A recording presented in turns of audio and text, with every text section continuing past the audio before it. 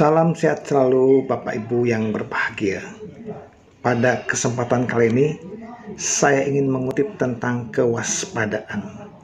Saya ambil dari kitab suci Dhammapada bab 2 Apa Madawaka, syair 24. Orang yang penuh semangat, selalu sadar, murni dalam perbuatan, memiliki pengendalian diri, hidup sesuai dengan dharma, dan selalu waspada, maka kebahagiaannya akan bertambah.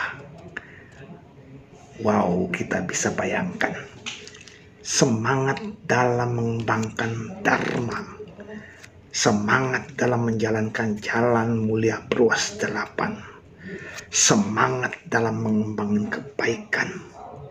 Ini akan memotivasi kita untuk memiliki semangat kerja dimanapun berada, menjalankan tugas dharma, mencari nafkah, bersahabat, atau dalam hal kebaikan lainnya. Selalu semangat. Kemudian sadar apa yang dilakukannya. Ini akan mengarah pada sifat kehati-hatian, serta dia menjaga aturan kemoralan dalam kehidupan sehari-hari. Baik dalam sisi negatif, itu melaksanakan Pancasila Buddhis, maupun dalam segi positifnya mengembangkan Pancadharma. Ya, mengapa dikatakan sisi positif? Ya, karena ini menghindari membunuh, menghindari mencuri, menghindari perbuatan asusila, menghindari ucapan tidak benar, dan menghindari minuman keras atau minuman yang menyebabkan lemahnya kesadaran. Sedangkan Pancadharma itu adalah mengembangkan hal-hal positif, dari mengembangkan metta karuna, mengembangkan kejujuran, mengembangkan kepuasan, mengembangkan kebenaran, dan mengembangkan perhatian serta kewaspadaan. Itu maksudnya. Lalu secara perlahan-lahan kita pun melatih pengendalian diri, tentunya ya, sama seperti tadi, sila samuara, mengendalikan diri melalui kemoralan yang kita latih setiap saat. Kemudian sati samuara, pengendalian diri dengan perhatian. Di sini kita memperhatikan apa yang sedang kita kerjakan. Pengendalian dengan kesabaran atau kanti samuara. Wirya samuara, pengendalian diri dengan semangat. Nyana samuara, pengendalian diri dengan pandangan terang atau pengetahuan.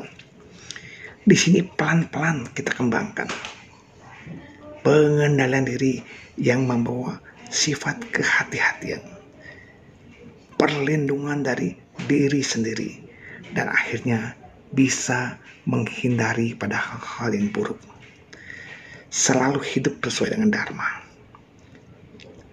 Akhirnya akan mencerminkan kita, akan mewujudkan kita sebagai orang yang waspada. Kembangkanlah kewaspadaan ini perlahan-lahan agar kita memiliki kehati-hatian dalam segala tindak tanduk kita, mengarah kepada hal-hal baik, tentunya mengurangi hal-hal yang buruk. Seperti kita mau melakukan kebaikan, berdana, kembangkan, punya perhatian dalam berdana. Jangan sampai kemelekatan akan barang yang kita berikan. Lepaskanlah. Dalam menjalankan sila pun kita harus waspada. Hati-hati, bisa saja kita terjebak dalam perbuatan yang seolah-olah tidak melanggar sila, tetapi perbuatan itu melanggar sila. Kita mencari dana, silakan, tetapi jangan dana itu disalahgunakan untuk kita. Ingat, sebagai umat Buddha harus waspada. Disinilah pengendalian diri yang kita miliki. Patuh pada sila. Memang secara tertulis tidak ada kata-kata menyisihkan dari barang milik orang lain, bukan, tetapi adalah bentuk kecurangan. Apalagi memakai nama figur, atau mungkin kita berfigurkan jubah lalu mencari dana untuk orang lain, kita pakai untuk diri sendiri. Hati-hati, inilah bentuk pencurian, ya, pencurian yang akibat buruknya kita bisa tahu. Bapak Ibu Sobat Muda, jangan kita berpikir sempit dengan mengkalkulasi karma baik sekian banyak, karma buruk kan kecil. Lunas, enak saja. Karma tidak seperti itu. Kita tidak bisa menghitung berapa banyak karma baik yang kita perbuat, atau berapa ringannya karma buruk yang kita perbuat. Memang menyebarkan dharma adalah karma baik yang sangat besar. Tetapi apabila kita berceramah, mempaparkan dharma, hanya berselimutkan keegoan, hanya berselimutkan untuk menipu orang lain, untuk membohongi orang lain, supaya kita tidak ketahuan perbuatan jahatnya, sangat berbahaya. Oleh karena itu, kewaspadaan inilah yang harus kita latih, ya.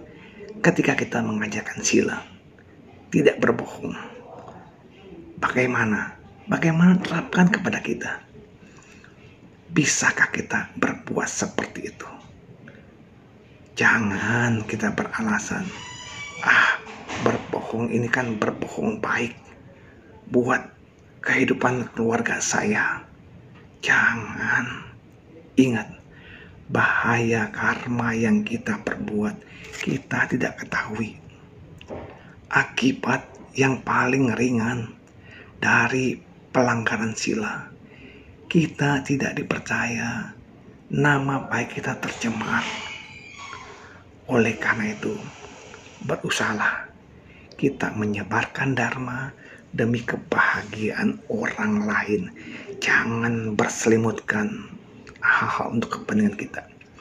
Kita pandai mengajarkan orang meditasi sampai judulnya Vipassana Bhavana. Tetapi bagaimana penerapan tingkah laku kita? Kita sudah berani bilang orang yang melanggar sila sulit meditasi. Sudah berani bilang begitu. Tetapi kita sendiri melanggar sila. Bagaimana? Berat. Bagaimana mungkin kita bisa mengharapkan kesucian?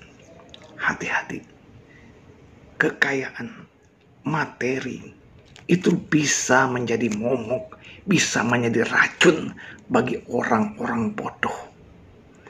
Kekayaan, harta yang diperoleh dengan jalan melanggar dharma akan mendapat banyak musibah, seperti kesakitan, seperti banyak musibah-musibah lain, atau kehilangan, atau mungkin kita kehilangan sanak keluarga kita perlahan-lahan.